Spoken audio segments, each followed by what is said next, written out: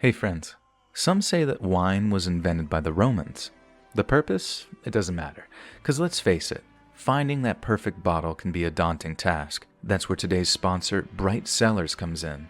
They've made it incredibly easy for you to discover wines that you absolutely love. It's like having a personal wine expert at your fingertips.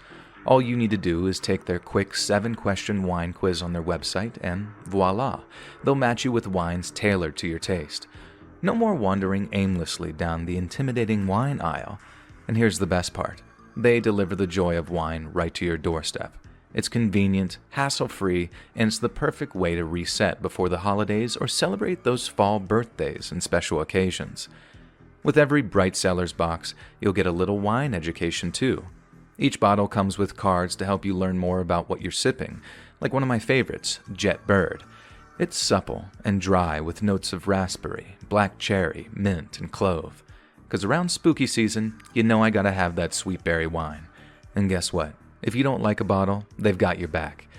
Their Bright Cellars concierge will replace it, no questions asked. But wait, there's more actually.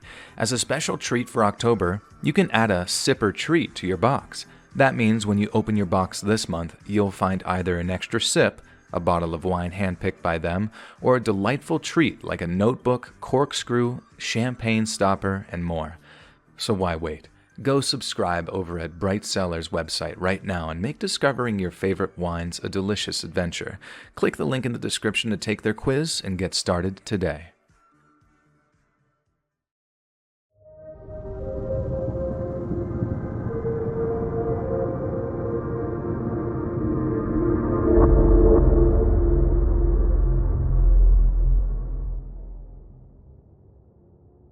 Around 6 years ago, I had a scary road rage incident on my way back home.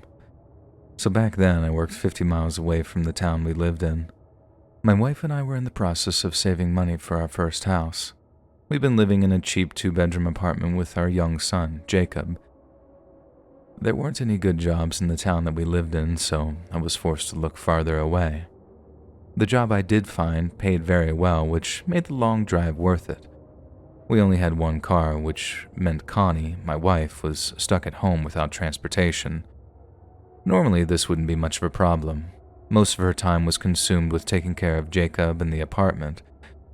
However, around lunchtime one morning, I got a concerned call from her regarding our son.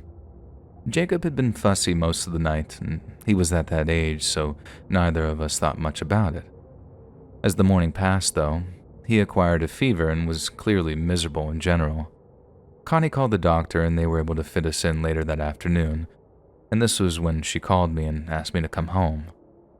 I informed my boss of the situation and let him know that I'd be taking the rest of the day off. He was understanding and gave his blessing, and considering Jacob was our first child, I lacked the experience and was probably a bit more nervous than I should have been.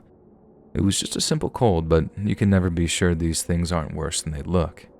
So, as you can imagine, I was very distracted on the drive back. About every 15 minutes, I'd call home to check in on Jacob's condition and make sure that Connie was doing okay. I was on one of these calls when I almost had a wreck with another driver. I was about 10 miles from home and needed to take the exit off the freeway. Like I said, I was distracted and didn't check my mirrors as well as I should have. In just 2 quick glances, and I merged into the right lane. Since I was paying more attention to my phone than the road, I didn't notice the car in my blind spot. All I heard was the long droning of their horn. Luckily, we didn't crash into each other, but the driver of the car was furious. I looked in my rearview mirror and gave him this sort of meek little sorry gesture right before I exited. I didn't expect it to go beyond that point, but the driver had other ideas. I'd gone about a half-mile down the access road when I noticed him still behind me. He looked like he was gritting his teeth and shaking his arms out the window. And when he realized I saw him, he started yelling and becoming even more animated. Of course, I couldn't hear what he was saying, but he was obviously livid. Things started getting serious when he began tailgating me and honking his horn. Every time I'd speed up to get away, he'd do the same. I was terrified that he'd slam into me if I'd slowed down even a little bit. And remember, the entire time this is going on, my wife is on the phone. She could hear his horn and asked what the heck was happening. I tried to avoid telling her, but when the crazy man began pulling up alongside me, I panicked and told her to call the police. In spite of her repeated questions, I finally got her to agree and hang up. Now that I wasn't on the phone, I could fully pay attention to the road. I had no idea what the guy hoped to achieve if he got ahead of me or in front of me, but I knew that it couldn't be good. The traffic around us seemed to be keeping their distance, except for one semi carrying gasoline. I don't think he had a clue as to what was happening. His presence afforded me enough time to make the turn to my house without him smashing into me. I thought I'd shaken him for a short time, but he caught up at the next intersection. Now I was just a few blocks from home, and all I could think of was that I hoped the cops were there waiting for us. In retrospect, I shouldn't have led him to where I lived, but I was so shaken up in the moment, home was the only place that seemed safe. When I made the turn onto the road outside the complex, my heart sunk. During daylight hours, the apartments left the gates open. He could easily follow me inside. My only hope was that I could make it inside before he caught me. And then, like a gift from God, I noticed 2 police cars parked next to the manager's office. I raced into the complex and pulled up between the cars and parked. I watched as the crazed driver also raced in but stopped suddenly for a moment before reversing back out of the open gate and speeding away. I fought back a great rush of tears. Now laugh all you want, but the relief I felt was unmeasurable. Once I was able to compose myself, I talked to the officers and gave them the plate number of the car. I'm not sure if the cops ever actually spoke to the man. I was never contacted, but I hope that he was at least dissuaded from doing something like that again. And despite what had just happened, Connie and I brought Jacob to the doctor for his appointment, and he was better within a few days. And for the next few weeks, I made sure to come and go at different times, just in case that nut was waiting for me. It ended up being all for nothing, but in our modern day, there's people out there willing to kill you over the smallest of errors. Play it safe. Keep your eyes and your mind on the road.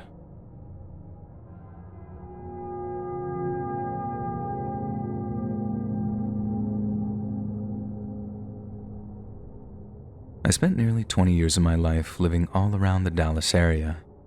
In that time, I made friends, found love a few times, and even lost a child. When I put my hometown in my rearview mirror, I never dreamed that I'd ever live in the country again. My entire childhood was spent feeling stifled and misunderstood, in school and at home. I'd sit in class and dream of the day that I'd find a place that I felt I belonged. The day after graduation, I packed my car and went in search of such a place. I was fortunate enough to have a few friends to help me out along the way. They had fled the same type of uninspiring places that I'd come from. I remember sitting with them in the evenings as we drank and talked about the plans we had for the future. It was an exciting time. Anything was possible if you wanted it bad enough and weren't scared to get a bit scuffed up in the process. And as the years passed, I rode along with them as we attempted to make our dreams real. Some of us made it to the top, and a few of us lost our lives. And when my chance came, I grabbed it with both hands and held on tight. I didn't want much, really. A beautiful girl who loved me and a child or 2 to carry on my name. It was far from smooth sailing. I was sure that I'd found the one, only to lose her to a more successful friend. And finally the day arrived, and I was confident nothing would ever separate us. We had a smart and happy son, and he was the key to my soul. That's why his death left me empty. I don't blame her for leaving. No one woman wants to be chained to a zombie. And we parted ways, and I entered the darkest time of my life. Fortunately, I had a few friends left who were there to drag me back into the light, and I was 10 years older now, and the glitter of the big city was losing its shine. It would take a terrifying traffic incident one morning to show me the city that I'd fallen in love with no longer loved me back. The day was miserably hot. In hindsight, I should have known something bad was coming. By late August in Texas, people were fed up with the heat. Everyone I'd interacted with that day was uptight and had a short fuse. Maybe the heat was affecting my judgment. I would have never put myself in that situation any other time. And at this time, I was living in a suburb north of Dallas, but worked near downtown. 5 days a week, I'd pass back and forth on the Central Expressway. The entire time that I lived there, and probably to this day, there was always a backup where all the highways split off. These days, it's referred to as the Highway 5. I was heading home as I approached the interchange, and a pileup was already beginning. As I slowed, I noticed the car in front of me rear-end the car in front of it. I approached cautiously and stopped with enough room in case the car ahead needed to back up. When I came to a stop, the driver in front of me burst out of his car, and I didn't see what I expected. Rather than just run up and scream at the driver, he yanked the driver's door open and pulled the driver from the car. The poor driver fell into the pavement and the man began beating on them. I craned my neck to see what was happening and quickly realized that it was a woman this madman was beating on. And without a second thought, I leapt from my car and ran to the poor woman's rescue. I reached the car and tried to pull the guy off. He took a swing at me and I hit him square in the jaw. He folded up and dropped to the ground. I turned to the woman and asked her if she was okay, and all of a sudden, I got clobbered on the side of the head. I turned toward the direction of the hit and there was another guy standing there. I had no clue who he was, but I reacted like anyone else would have. I started swinging on him and I got slugged from behind again. That hit was hard. I fell to the ground, at which time both men went to town on me, and I curled up into a ball and just prayed that it would stop before I lost consciousness. But my prayers were not answered. When I woke up, there was a crowd of people staring down at me, and all I remembered is the heat from the pavement. I tried to sit up, but one of the men pushed me back down, and I started struggling with this guy when the EMS showed up and whisked me away to the hospital. After all that, the worst I had was a concussion and some burns from the pavement. As bad as it may sound, this is why I had a rule of never getting involved in someone else's fight. I took an equally bad beating in high school when I did just that. I only got involved that day because it was a man beating on a woman. And hate me all you want, but after my experience that day, I'm not sure if I'd ever run to the defense of a female again. It's a sad world when you get punished for doing the right thing, and that event would be the last straw for me. My lease ran out a few months later and I found a house in a nice quiet neighborhood not far from where I grew up. Considering all the crime exploding across the country, I got out just in time, I think. I held out little hope that my attackers would ever be caught, and if it wasn't for the kindness of bystanders, I doubt they would have been. And after they finished beating me, the two men ran back to their car and actually fled the scene across the highway. The second attacker had been a passenger of the car in front of me, but I hadn't noticed him. Fortunately, several of the other drivers copied the attacker's tag number before they got away, and both men were arrested the following day and pled down to a Class A misdemeanor assault. They got 6 months of probation. That's it. The driver didn't get a charge for attacking the woman, and she was fortunate to only have bruises and scratches. And I hate to think what those monsters could have done to her. And all of this just because some idiot wasn't paying attention. For those of you still in the cities who are considering leaving, I suggest getting out now. Most of the places we fell in love with in our youth no longer exist, so save yourself while you still can.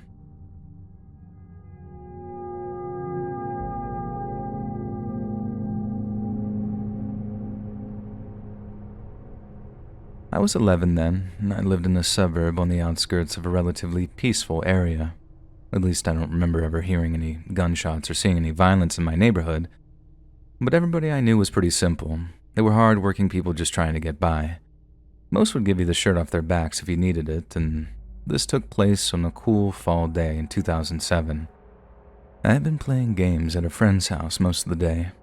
About 5 p.m., I went back home to have dinner, and after eating, I returned to my friend's house but had to leave because of some family trouble. Now I found myself alone and pretty bored, and as I walked aimlessly around the yard, I caught sight of some kittens playing in the bushes. At this time, I was infatuated with cats. I loved playing with them and petting them, and this got me clawed up on several occasions, but my love was never lost. I think this was around the first time that I told my mom that I wanted to be a vet. It wouldn't be until I grew older and found out the downside of that profession. But anyway, I ran after the kittens and followed them into the bushes. I was crawling around on my hands and knees looking for them when I heard the squeal of tires off in the distance. Soon after, the squeal was followed by a popping noise. I assumed someone was playing with firecrackers and went back to my search. Maybe a few seconds later, I heard the squealing again, and it sounded much closer now. Another group of pops went off, and I thought that they may be on the next street. Only now did I stop what I was doing and peeked out from the bushes. Our house was second to last from the corner, and I could see everyone and everything that passed by on that cross street. Off in the distance, I could see a car speeding in my direction. A second automobile, an SUV of some sort, was close behind, and the popping noises were really close now. As the car approached our street corner, it began swerving around. It took a hard turn and crashed into a neighbor's flower bed next to a stop sign, and by now I was fixated on every move and watched with fascination. I waited for someone inside the car to get out, but no one was moving. I was beginning to get concerned. Not even 10 seconds passed before the SUV pulled up and stopped. A tall man with a beanie and a sweater jumped out and ran up to the crashed car. The man had something in his hand, but I couldn't see exactly what. I assumed that he was going to help the guy, but I was wrong. Instead, he ran up to the driver's side door and raised his hand, and I heard a loud series of pops and saw fire roar out. I finally realized that the pops had been gunshots, and I had just witnessed a cold-blooded murder. I didn't dare move for fear that he would hear me, and in hindsight, he was too focused on his terrible act to realize that I was even nearby. As he turned to run away, I heard him say something about cutting people off, and I didn't realize this had to do with driving, and this was probably some type of road rage incident. I didn't realize this until I was much older. After he fired a few shots into the car, the SUV driver ran back to his car and sped off. I waited until he was gone before I crawled out of the bushes. I hurried into my house and blurted out what I had just seen to my mom, and I was talking so fast that she couldn't understand me, so I took her by the hand and drug her outside. When we got there, I pointed at the car, and by now some of the neighbors were looking around the car and trying to help, and my mom dragged me back inside and called 911. The police and emergency services soon arrived. The cops began asking questions, and when they got to us, Mom said that she thought that she had seen the crash. At this point, no one but a few people knew the truth. I told the cop what I'd seen, and my mom freaked out. She yelled at me about lying, but the officer took her aside and told her that it appeared that I was telling the truth. Mom panicked and yelled at me about my safety and things like that, and after I gave a description of the man, the police left. For the next few weeks, my mom wouldn't let me out of her sight, and I only learned later that there were discussions about me actually testifying in court. Even after the guy was caught, it was a possibility, and I can't imagine that the testimony of an 11-year-old would have much credibility in court, but that's what my mom tells me. Ultimately, the guy took a plea and admitted to the crime. I still didn't have much freedom until I was actually in my late teens, and honestly, I doubt the guy had any clue that anyone had seen him. About 5 years ago, I looked into the incident and discovered the guy had been killed in a prison fight soon after he was sent up. As for the driver of the car, he was a mechanic and had been test driving a newly repaired car when he was killed. It's certainly a sad story, but I suppose you could say the murderer got his just desserts in the end.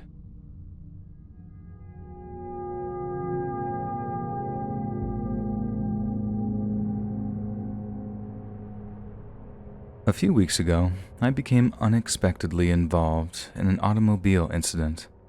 You see, a section of my commute during the week passes by the business district of my city. Generously peppered among the area are a large number of small bars and restaurants.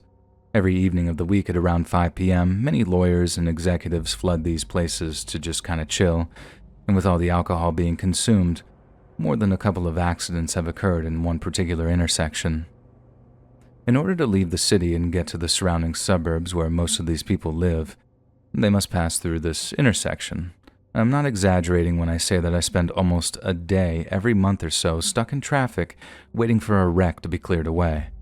It's a very dangerous area, and several members of the community have begged the mayor and city council to do something about it, and nothing ever gets done though. Around the middle of last month, I was on my way home and approached that area just in time to actually witness a crash. I was at the top of the hill and headed toward the intersection when a car T-boned another. It was a very shocking thing to witness. When I reached the bottom of the hill, I pulled off into a nearby parking lot in hopes of providing the victims with some assistance, and I reached the car of the man who caused the wreck before anyone else. He seemed very disoriented, but I couldn't see any injuries. I opened the door to ask if he was okay and was overcome by the smell of alcohol. And my heart sank. He was clearly intoxicated and unable to know how severe his injuries may have been. Maybe a moment later, another gentleman arrived and asked me if the driver was injured. I took the man aside a few steps away and whispered to him that he was drunk. The gentleman was clearly angered and began cursing the driver under his breath. While I'd been speaking to the gentleman, we hadn't noticed that the driver had gotten out of his car and begun pacing around. A couple of other bystanders arrived and pointed this out. We all turned back toward him and urged him to just return to his car. Now, during the scuffle, one of the bystanders must have caught a whiff of the driver and yelled out, "This guy's drunk!" When the driver heard this, he became even more irritated. And just then, the driver of the other car walked up and asked about the drunk driver's condition, and without any hesitation, the same man repeated what he'd said to the other driver. The driver's expression changed from one of concern to outright rage. He began screaming about how his son was injured because of this drunk idiot. And suddenly, the driver crashed through all of us and actually pounced on the drunk man. He'd landed a few hits and was kicking the drunk man on the ground before we pulled him off. One of the other bystanders, a big guy, walked with the driver back to his car while we tried to get the drunk man back into his car. And less than 30 seconds later, the cops began to arrive and check everybody out. An officer approached the drunk driver's car with an EMT. The officer walked up to us soon after and asked why the man looked beaten up. We all just glared at one another, unsure of what to say, but one guy spoke up and explained that the man tried to walk away from the crash and fought us when we attempted to stop him. Nobody else dared speak. The cops stared at us with a skeptical look for a few seconds before saying okay and walking away. And after that, everyone just sort of milled around until the cops said it was okay for us to leave. I did discover that the other driver's son had been injured in the wreck. It had been his side of the car that had been struck by the other car. The airbag had smashed his glasses into his face, and I believe he'd also broken his arm. And that's all I could see as they loaded him into the ambulance from my viewpoint. I can definitely understand why the father was so mad. Since that evening, I've had a lot of time to think about what happened, and I don't regret what we did. Considering the man chose to drink and drive only to go on and actually hurt a child, I have a difficult time feeling bad for him at all. Don't get me wrong, I definitely don't agree with taking the law into our own hands, but being a father myself, I can understand his anger. I wish I could tell you all what happened after, but there hasn't been anything about it, so unfortunately it's become a very common thing these days, and honestly, the news around here don't find it very important to report on it. The roads can be a dangerous place, and I hope everyone is staying safe. Keep your eyes open so you don't end up in the same situation or, God forbid, something worse.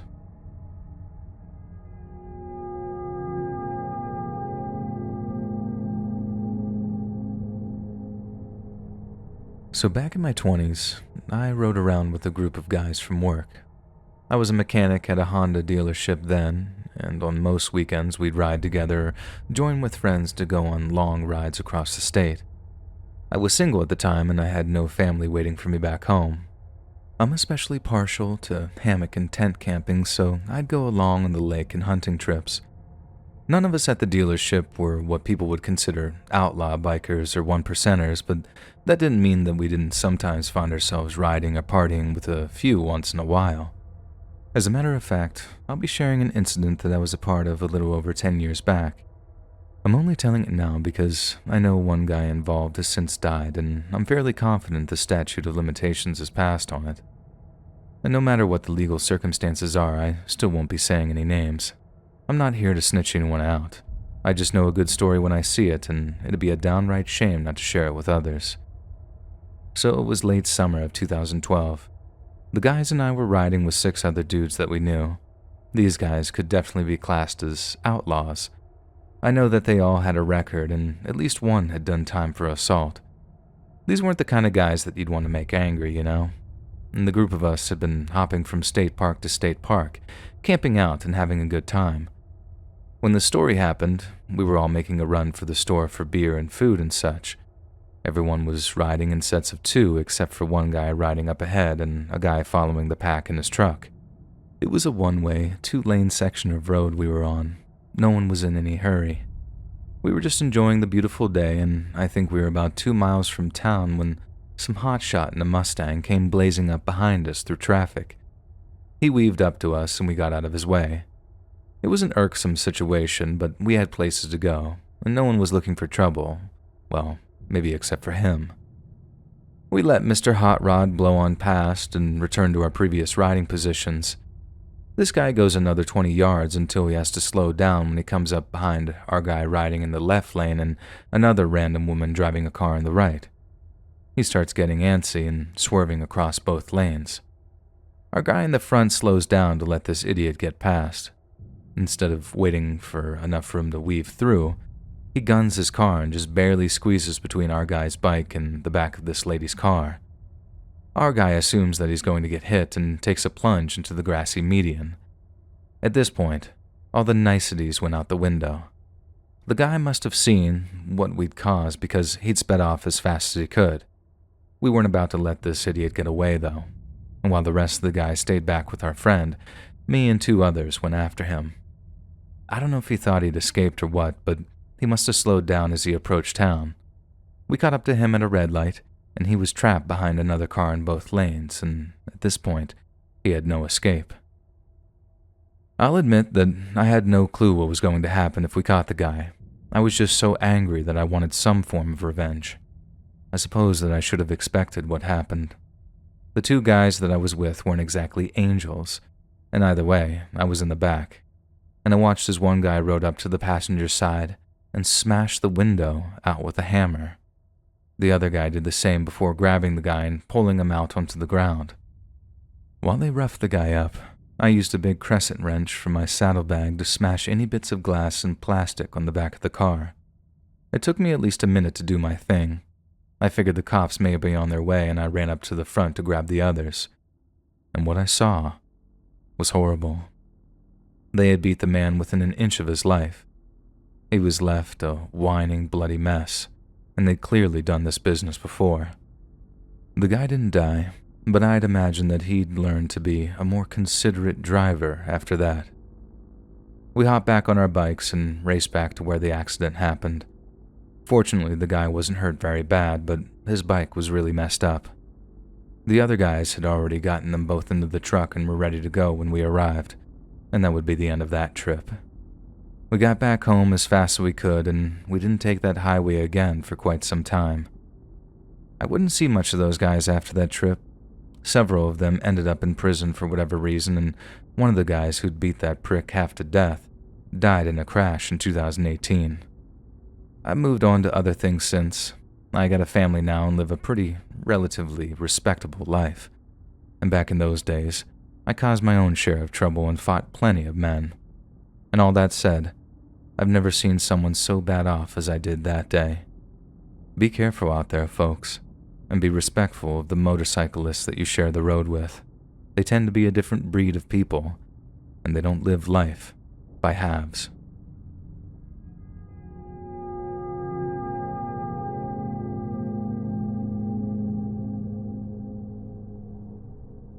In my 16 or so years as an over-the-road driver, I witnessed more than my share of amazing, odd, and downright bone-chilling happenings. Had it not been for the pandemic, I'd probably still be doing that kind of work. And now that I've been away for it, though, I'm kind of glad I'm not. Most people may experience 1 or 2 auto accidents in their lifetimes, and had I not spent so much of my life hauling things back and forth, I may have had a similar life. Unfortunately, in that line of work you see far too much carnage due to cars. The story I'm about to tell you is the most senseless event I've seen on or off the road. The 2 men not only endangered their own lives foolishly, but they also came very near to killing others. Only God knows how they didn't. The day was very ordinary in every way. It was a warm, late spring morning and the traffic was light. I had just crossed over into Kansas with a load of building materials. There were no signs of what was about to happen. I just happened to notice a guy in an SUV cut off another in a late model Ford truck. The guy in the truck was obviously angry. He was waving his fist out the window, and I guess the driver of the SUV didn't see himself being in the wrong. He gave the guy in the truck the middle finger, and this is usually the point at which things go off the rails, and this time was no different. The driver of the SUV sped up until he came alongside the truck and cut his wheel. The driver of the SUV had no other choice but to swerve onto the shoulder or be broadsided, and the driver of the Ford returned the middle finger and raced off ahead. Once the SUV regained control, he pursued the Ford. He caught up, but before he could get too close, the driver tapped his brakes, which very nearly caused the SUV to slam into the back of him. And by now, the drivers around them had started backing off to a pretty safe distance, and we all became bystanders in some weird game of chicken, and none of us knew how it would end. The situation had grown out of anyone's control now. The driver of the SUV merged into the right lane and attempted to get alongside the truck, but the driver of the Ford repeatedly swerved into the lane to stop him. In spite of his efforts, the SUV did manage to achieve his goal. I couldn't hear what they were saying to each other, obviously, but their body language was very clearly aggressive. They continued to curse and flip each other off until the guy in the Ford got fed up and swerved into the right lane. The two large automobiles smashed violently together, dropping pieces of body trim onto the road surface, and the rest of us backed off even further now. And now that first contact had been made, neither driver held back. It became a game of cat and mouse. Both drivers would inch closer to the other in hopes of driving the other off the road. Repeated little bumps would cause one of the cars to briefly lose control, but they would always regain it. And things finally came to a head when the driver of the truck tried to get away after one of his tires went flat. Rather than let the Ford hobble off injured and accept the victory, the man in the SUV smelled blood and was ready to end this once and for all. He quickly caught up with the truck and brazenly slammed into the side of the Ford harder than ever. They were probably going about 70 to 80 miles per hour now. I watched in horror as both vehicles spun and flipped off into the grass median. Traffic slowed to a crawl now, and a few of us pulled off to see if we could actually help the chaos. From where I parked, I saw the body of one of the men laying motionless a few yards away from where the wrecks came to a rest. The man in the SUV was trapped upside down, but still alive, amazingly. The emergency services arrived and pulled him out of the wreckage. The driver of the truck was pronounced dead on the scene. And from what I read later on, the driver of the SUV was given 7 years for manslaughter, and I'd bet if the judge had witnessed that incident firsthand, it would have been a lot more. Be careful and be respectful, people. No one wins in situations like that.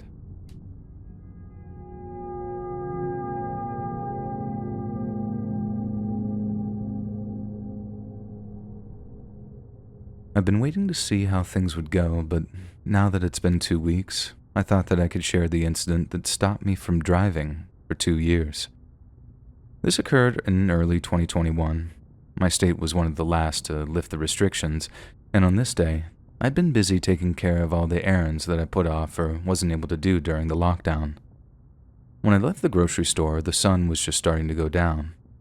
It was a Wednesday evening and there weren't many cars on the road. I was a few miles away from home and noticed an old truck up ahead of me with its lights off. When I got closer, I could see that it was also swerving very badly. I slowed down and put some distance between the truck and myself, and by now it was dark. I was afraid someone wouldn't be able to see it and there'd be an accident. In hindsight, what I did next was not a wise decision. I pulled up behind the truck and gave it 3 quick flashes with my high beams. The driver reacted instantly by slamming on their brakes. There was no time for me to slow down, and I got the full force of the truck smashing into the front of my little car. The airbag blew up in my face and left me temporarily disoriented. Somehow, I managed to keep the car on the road. I was still confused and partially blinded as I swerved over into the right lane and pushed on the gas. In my muddled brain, it sounded smart to try and pass the maniac who just tried to kill me. I was too terrified to look over as I came alongside him. My car was floored by this time. My exit was in sight.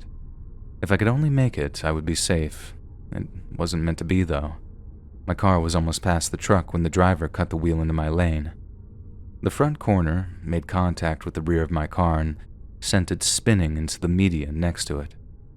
By some stroke of luck, I crossed in front of the truck without being struck a third time. I must have blacked out because I don't remember coming to a stop, and when I regained consciousness, I was sitting in my car facing the road sideways. Everything around me was quiet except for this hissing of my radiator.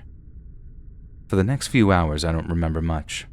There were a few brief moments where I can recall people talking to me, but I couldn't tell you who they were. I woke up just after 5 a.m. in a hospital room. My boyfriend was asleep in a chair next to the bed.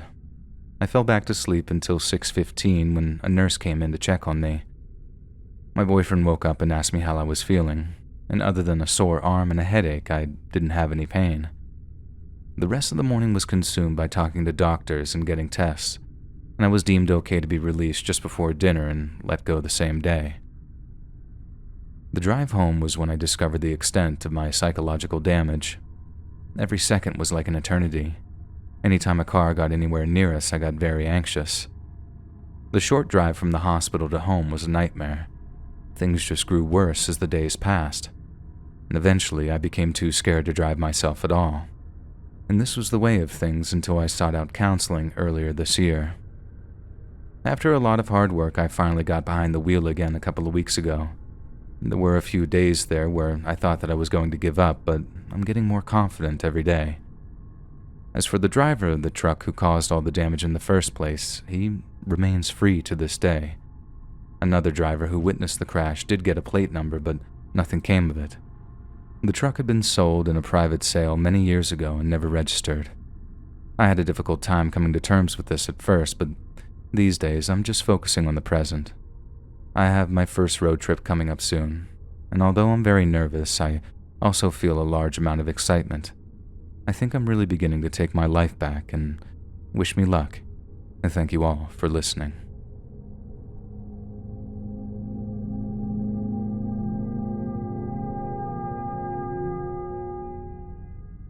So a few Saturdays ago now, I got a text from my little sister that went something like this. Hey bro, I'm gonna drive up to Granddad's for a few hours to check in on him. I think he's been pretty lonely because of this whole lockdown thing, and I think we should pay him a visit. I know what you're thinking, and don't worry. He has that glad porch built so we can sit in his front garden while he sits inside and we can have a little chat. I'll bring a flash of coffee and some cake for lunch. Are you up for joining me? I was snowed under with work, and it had bled into my weekend, so despite the fact that I should have just stayed home, I knew I needed to get out of my apartment for a while. So I agreed to join her. It was unusually nice weather out, even for a British summer, so I thought, why not?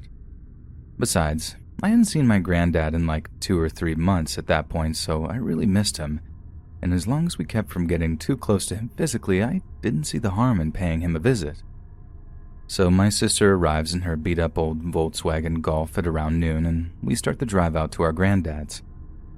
We're having our own little catch-up. Talks range from the stuff surrounding the virus to YouTube channels we've been binging since we've been cooped up at home. I recommend Let's Read to her, whoop whoop. All is going well, and I'm using my phone map app to help her navigate, so I've got my eyes glued to my phone screen, whereas she's obviously watching the road.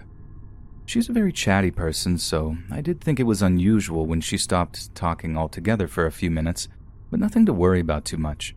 I just figured she was concentrating. I only realized something was actually wrong when she said something like, "What's wrong with that car?" I look up and ask which one she was talking about. But as I looked, it was obvious which one she was talking about. We're stopped at some traffic lights as this is happening, and at the head of one of the lines of cars, I see this gray Vauxhall Estate. Its entire back window is blocked from all kinds of stuff filling the boot, which is dangerous enough on its own.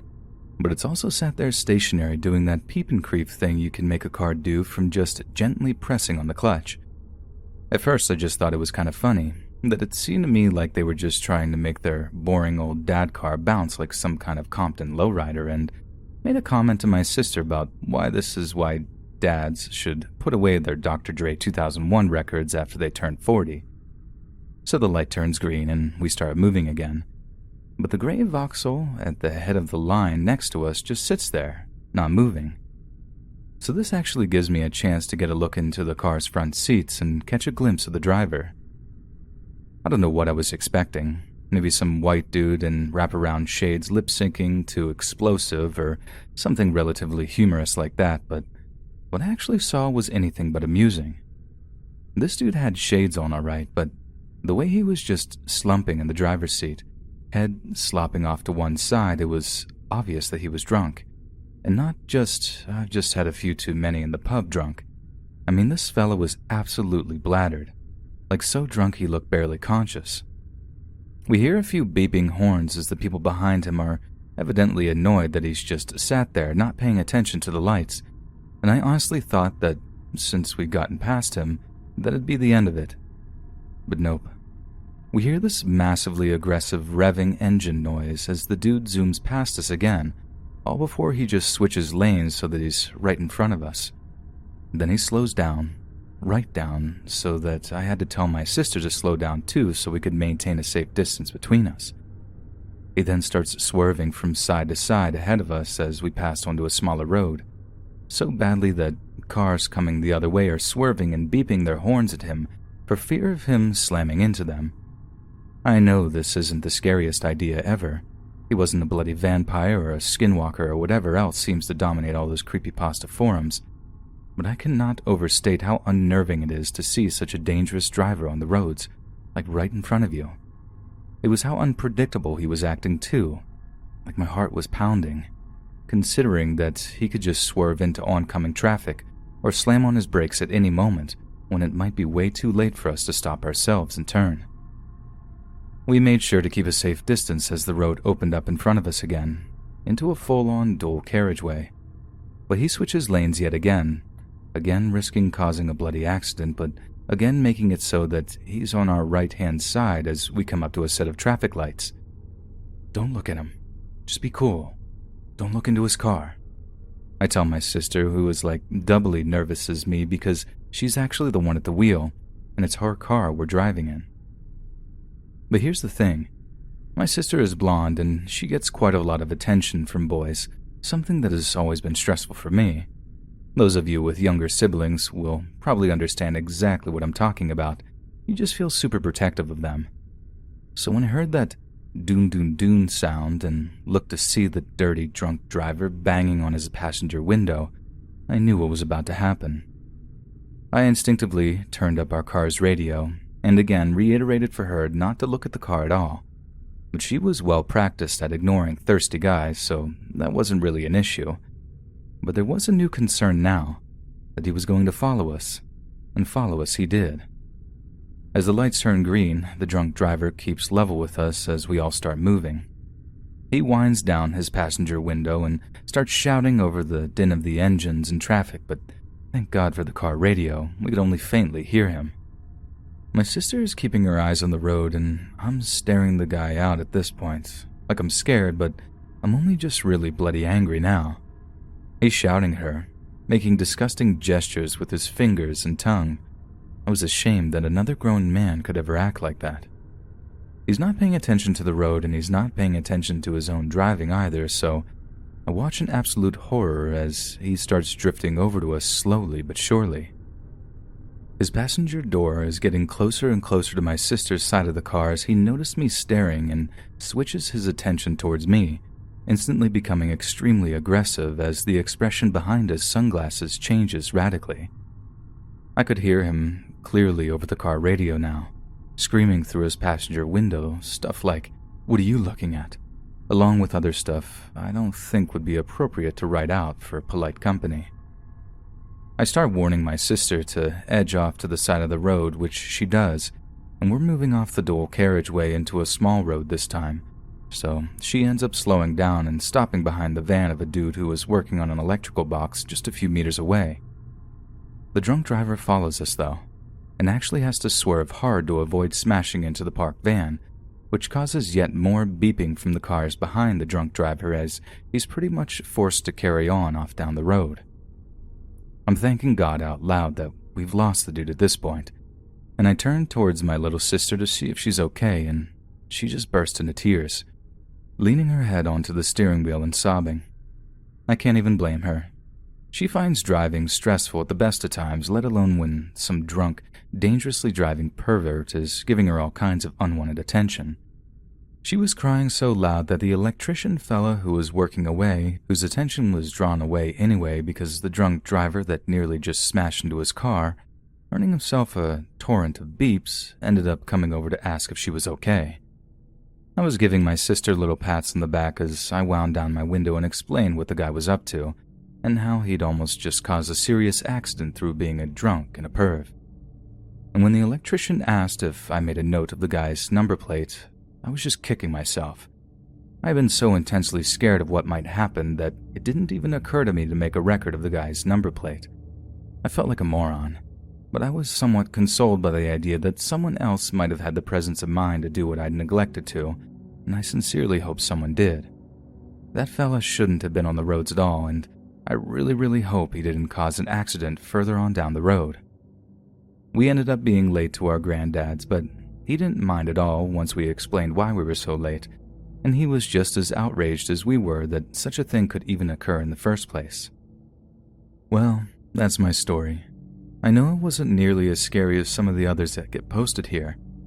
What with all the stalkers or catfish psychos that people have the misfortune to run into, but I literally can't remember a time when something has had me literally shaking with adrenaline like that did. We all tend to feel safe while on the roads, to the point where some people find driving to actually be kind of a boring experience, but it only takes something like that drunk driver to remind us all how vulnerable we really are. Hey friends, thanks for listening.